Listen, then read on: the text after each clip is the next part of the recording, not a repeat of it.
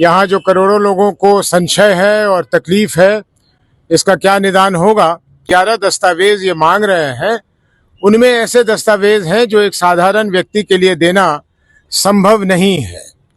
लेकिन उसके जवाब में इन्होंने कहा कि अगर एन्यूमरेशन फॉर्म सारे लोग भर देते हैं। नमस्कार दोस्तों, मैं अमित कुमार सिंह और आप देख रहे हैं परसुमित लाइव न्यूज।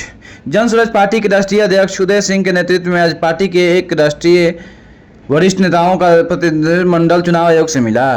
बिहार में विधानसभा चुनाव से पहले वोटर लिस्ट पुनर्निरीक्षण के खिलाफ पार्टी के चुनाव आयोग के सामने अपनी शंकाएं रखी और चुनाव से इस पर जवाब मांगा। चुनाव आयोग से मिलने के बाद उदय सिंह ने मीडिया से बात करते हुए कहा कि चुनाव आयोग ने जो 11 दस्तावेज मांगे हैं, उनमें कुछ ऐसे दस्तावेज हैं जिन्हें एक साधारण व्यक्ति के लिए देना संभव नहीं है। हालांकि अगर सभी लोग प्रयास करें तो यह उतनी बड़ी समस्या नहीं लगती जितनी पहले लग रही थी। उन्होंने आगे कहा कि हम लोग हमेशा यह कहते रहे कि चुनाव आयोग ने खुद को बहुत हद तक समझौते की स्थिति में डाल दिया है। वह भाजपा के एक विभाग की तरह काम कर रहा है। चुनाव आयोग अपनी स्वतंत्रता खोता जा रहा है और जो विश्वास जनता को था वह धीरे धीरे कम होता जा रहा है। आइए देखिए क्या कह रहे हैं राष्ट्रीय अध्यक्ष जन सुराज पार्टी के। यहाँ आए थे, इन लोगों को एक ज्ञापन सौंपा है हम लोगों ने और अपनी गहन चिंता हमने इनको बताई, ज्ञापन के माध्यम से भी और मौखिक रूप से भी, कि जो ये पुनरीक्षण हो रहा है इसके कारण यहाँ जो करोड़ों लोगों को संशय है और तकलीफ है, इसका क्या निदान होगा। तो बहुत इत्मीनान से सुना हमें यहाँ के पदाधिकारियों ने और कुछ अपनी तरफ से स्पष्टीकरण देने की भी प्रयास किया है। लेकिन मूल प्रश्न जो है वो रह जाता है कि जो 11 दस्तावेज ये मांग रहे हैं, उनमें ऐसे दस्तावेज हैं जो एक साधारण व्यक्ति के लिए देना संभव नहीं है। लेकिन उसके जवाब में इन्होंने कहा कि अगर एन्यूमरेशन फॉर्म सारे लोग भर देते हैं और कोई दस्तावेज नहीं भी लगाते हैं तो उनको अतिरिक्त समय दिया जाएगा वो फॉर्म डॉक्यूमेंट्स को जमा करने का, और अगर जमा नहीं ही कर पाते हैं तो भी कोई ऐसी प्रावधान नहीं है कि उस व्यक्ति का नाम इलेक्टोरल रोल से हटा दिया जाएगा। उस केस में वहाँ के जो ईआरओ हैं, जो साधारणतः वहाँ के जिलाधीश होते हैं, और वो अपनी शक्ति एईआरओ को दे देते हैं, वहाँ के लोग लोकल इंक्वायरी करके भी ऐसे लोगों का नाम इलेक्टोरल रोल में रख सकते हैं। तो जितनी भयावह, कभी कभी ऐसा लगता है कि जितनी भयावह ये बात है उतनी भयावह नहीं है। हालांकि व्यवहारिक कठिनाइयां हैं इसमें, लेकिन अगर सभी लोग प्रयास करें तो लगता है कि ऐसी इतनी बड़ी भयावह चीज नहीं है जितना कि साधारणतः हम लोग समझ रहे हैं। लेकिन सर 25 जनवरी महीने में ही इलेक्शन कमीशन ने बता दिया था कि उसका जो है वो टोटल वोटर लिस्ट कंप्लीट हो गई है, तो फिर ये रिव्यू का कारण क्यों आया, जरा इस पर आप बता दीजिए। रिव्यू का कारण ये है कि हम लोग मानते हैं, अब इसी परिसर में है, आप पूछ रहे हैं ऐसा प्रश्न, लेकिन हम लोग तो ये हमेशा कहते रहे हैं कि इलेक्शन कमीशन ऑफ इंडिया ने अपने आप को बहुत ज्यादा कॉम्प्रोमाइज कर लिया है और अब लोगों का ये कहना है कि वो बीजेपी के एक डिपार्टमेंट की तरह काम करती है। लोगों का कहना है सर, ना जनसुराज का भी कहना है। बिल्कुल जनसुराज का भी कहना है, हम लोगों में ही तो इंक्लूडेड है, हम लोगों से बाहर थोड़े ही। हम लोगों का भी मानना है कि इलेक्शन कमीशन अपनी इंडिपेंडेंस को धीरे धीरे गंवा रही है और जो विश्वास एक समय में सेशन साहब के समय में इलेक्शन कमीशन के प्रति देश की लोगों को हुआ था, वो धीरे धीरे खत्म हो गया है। और इनके अजीबो गरीब चीजें जो ये करते रहते हैं, जहां 2-3 महीने में चुनाव होना है, जहां चुनाव की अधिघोषणा मेरे ख्याल अगले 2 महीने में ये कर देंगे, वहां ये गहन पुनरीक्षण का कोई प्रश्न नहीं उठता है।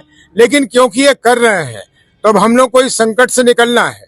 इसी बीच में आप जैसा जानते हैं उच्चतम न्यायालय के पास भी ये मामला है और हमारे समझ से हम लोगों को उम्मीद है कि उच्चतम न्यायालय से 2-3 दिनों में एक ऐसा फैसला आएगा जिससे ये सारी विवाद समाप्त हो जाएगी। एक सवाल और है सर, ईआरसी को ये जो पावर देंगे उसमें ये मामला आ रहा है कि बड़ी कंपनियां जैसे छोटा लिख देती है नीचे में कंडीशन अप्लाई, ये यही हाल करने वाले हैं बिहार के वोटरों का। जब वो होगा तो उसको देखेंगे, उसके बारे में बात करेंगे। लेकिन अभी जो हमें आश्वासन मिला है वो ये कि दस्तावेज नहीं होने के सिचुएशन में भी जो ईआरओ हैं वो इंक्वायरी करके, और ईआरओ तो नहीं करेंगे, एईआरओ करेंगे, एईआरओ वहां इंक्वायरी करके और उस वोटर का नाम इंक्लूड कर सकते हैं, ये अभी हमें स्पष्टीकरण दी गई है। तो ये मानते हैं सर कि बिहार की जनता को फिर से एक बार घुसखोरी में, वहां भी घुसखोरी चलेगी इसमें? बोलिए सर। घुसखोरी कहाँ नहीं चल रही है? बिहार में कोई जगह है बता दीजिए तो उसके बारे में बात करें। वो ज्यादा नहीं आसान होगा कि ये बताइए कि यहाँ घुसखोरी नहीं चल रही है, तो इसमें भी फिर समय अवधि को लेकर भी बातचीत हुई 25 तक ही है सर। 1 महीने से ज्यादा किया जाए। 1 महीने से ज्यादा इन्यूमरेशन फॉर्म के लिए ये अभी करने को तैयार नहीं है, लेकिन जो लोग दस्तावेज नहीं दे पाएंगे इन्यूमरेशन फॉर्म के साथ, उनके लिए ये 30 अगस्त की बात कर रहे हैं कि 30 अगस्त तक भी वो दे सकते हैं। सर महाराष्ट्र और हरियाणा में वोटर बढ़ गए थे, तो वहां बढ़ के जीते सब, और यहाँ घटा के जीतने का प्लानिंग है क्या भाजपा? अभी ऐसा लगता है कि घटाने की कोई साजिश है, लेकिन अगर हमारी जनता सजग रहेगी, अगर उच्चतम न्यायालय अपना काम करेगा, जो हमें भरोसा है कि वो करेगा, तो इनकी ये साजिश नहीं चलने सर वाली। मानसून का समय है सर, आधा बिहार तो अब डूबा हुआ नजर आया। ये सबको, ये इलेक्शन कमीशन को भी नजर आता है। और इतना ही नहीं, 2024 के चुनाव के बाद जो उस समय के मुख्य चुनाव आयुक्त थे राजीव कुमार, जो बहुत अच्छा नाम अपना नहीं छोड़ गए हम लोगों की नजर में, उन्होंने भी कहा था कि चुनाव आयोग ने बहुत चीजें सीखी हैं, और उसमें एक चीज जो वो बतला रहे थे जो सीखी है, वो ये सीखा है कि इतनी गर्मी में चुनाव कराने की आवश्यकता नहीं थी, 2 महीने पहले खत्म कर लेना चाहिए था। तो वही जो सीख थी वो ज्ञानेश्वर कुमार जी के लिए क्यों लागू नहीं है, ये मुझे मालूम नहीं, कि बरसात के दिनों में और बाढ़ के दिनों में उन्होंने ये दिन को चुना है कि इसमें आप पुनरीक्षण कीजिए। आरसीपी भाई, आप कुछ कहना चाहेंगे? मनोज भारती जी कुछ कहना चाहेंगे? आइए। अब तो सब बात बोल ही दिए हैं, बात कितना मानते हैं भ्रष्टाचार कितना होगा? देखिए इसमें क्या भ्रष्टाचार होगा? देखिए दौड़ना तो पड़ेगा ही डीएम के ऑफिस के। नहीं, देखिए है क्या कि जो EROs होते हैं ना, उनको गांव में जा करके सब लोगों से जो कलेक्ट करना है उनको इन्यूमरेशन फॉर्म, वो गांव में जा करके उनको देना होता है। और जब गांव में जब वो देंगे, तभी बता ही रहे थे हमारे राष्ट्रीय अध्यक्ष जी कि उनके पास जो 11 डॉक्यूमेंट्स में कोई दे दिया तो ठीक है, और अगर उनके पास डॉक्यूमेंट नहीं है तो उनके लिए अलग से व्यवस्था होती है, जो पहले भी था कि जांच किया जाता है और लोकल जांच होता है, गांव वाले में जितने भी लोग उनसे पूछताछ करके। और ये देखिए, इस चीज को समझना बहुत जरूरी है कि वोट देने का अधिकार प्रत्येक नागरिक का संवैधानिक अधिकार है, और हम लोगों ने भी इस बात को रखा है, और चुनाव आयोग भी इस बात से सहमत है